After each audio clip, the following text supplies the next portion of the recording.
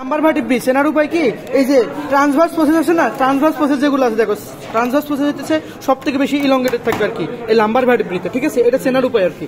এখন আসো কোনটা কোন স্পেসিস, তো হইতেছে কোনটা কোন স্পেসিসের ক্ষেত্রে যেটা হর্সের, হ্যাঁ সেটা হচ্ছে ইলংগেটেড থাকবে কিন্তু কোনো কার্ভ থাকবে না আর কি।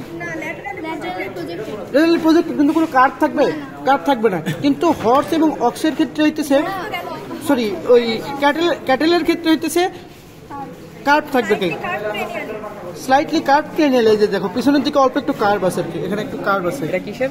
এটা হচ্ছে শিপ গোটের ক্ষেত্রে, মানে ছোটটা আর কি, শিপ গোটের ক্ষেত্রে কার্ভ যেটা থাকবে, আর যেটা একটু বড় সেটা ক্যাটেলের ক্ষেত্রে এটা স্লাইটলি কার্ভ থাকবে আর কি ক্রেনিয়ালি, ঠিক আছে? সামনে থেকে একটু কার্ভ থাকবে।